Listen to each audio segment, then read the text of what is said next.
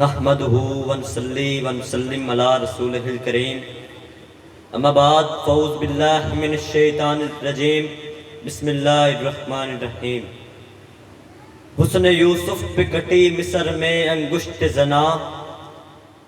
حسن یوسف پہ کٹی مصر میں انگشت زنا، سر کٹاتے ہیں تیرے نام پہ مردان عرب۔ حضرین محترم، میرے جیسا کم علم اور کم فہم طالب علم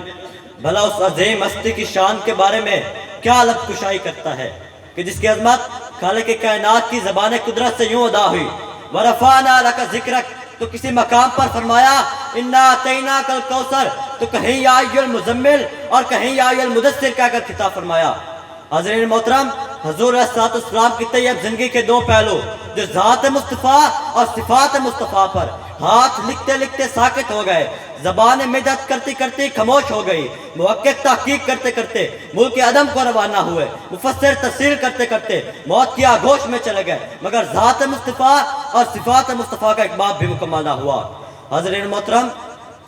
میری کیا مجال کہ مصطفیٰ جبین کی شان کے بارے میں لوگ کشائی کرو کہ جس کے دست اقدس کی ایک انگلی اٹھتی ہے چاند کو دو ٹکڑے کر دیتی ہے، کہ جس کے اشارے سے درخت اپنی جڑوں کو توڑ کر آپ کی بارگاہ میں حاضر ہو جاتا ہے، اور پھر جب اس ہستی کی نگاہ اٹھتی ہے تو سوراخا گھوڑے سمیت زمین میں دھس جاتا ہے، اور پھر جب اس ہستی کی نگاہ رحمت اٹھتی ہے تو سوراخا گھوڑے سمیت زمین سے نکلنا شروع ہو جاتا ہے۔ جس پیکر نور پر طائف کی بستی میں ظلم کے پہاڑ چڑھ گئے، مگر زبان مقدس سے بد دعا تک نہیں نکلی، بلکہ بقول کلندر لاہوری دعا مانگی الہی قوم کو چشم بصیرت دے، دعا مانگی الہی قوم کو چشم بصیرت دے، بے خبر ہیں بیچارے تو انہیں نور ہدایت دے۔ حضرت محترم،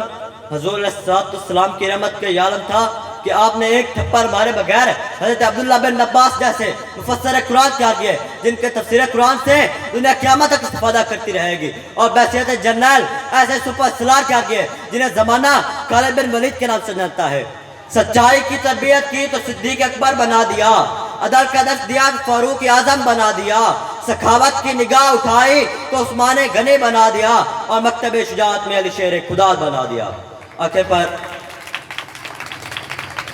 پر حضور علیہ السلام کی تعلیمات اور سیرت کی روشنی میں حاضرین کو ایک پیغام دے کر اجازت چاہوں گا کہ محبت کی نظر اہل وفا کی شان پیدا کر، محبت کی نظر اہل وفا کی شان پیدا کر، بلندی اور پستی کی ذرا پہچان پیدا کر، دماغ و دل کی اکثر قوتیں پنہا رہی ہیں اب تک، دماغ و دل کی اکثر قوتیں پنہا رہی ہیں اب تک، کوئی ان کے ابھرنے کا بھی سامان پیدا کر، نہ ہو ماحول سے مایوس دنیا خود بنا اپنے، نہ ہو ماحول سے مایوس دنیا خود بنا اپنے، دلوں میں حوصلے اور حوصلوں میں جان پیدا کر، تجھے تیری گزشتہ سر بلندی پھر سے حاصل ہو، تجھے تیری گزشتہ سر بلندی پھر سے حاصل ہو، وہ حکمت وہ ہنر وہ ذوق اے نادان پیدا کر، اور ضرورت ہے کہ ماضی کی طرح روشن ہو مستقبل، اور ضرورت ہے کہ ماضی کی طرح روشن ہو مستقبل، کوئی خالد کوئی بوذر کوئی سلیمان پیدا کر۔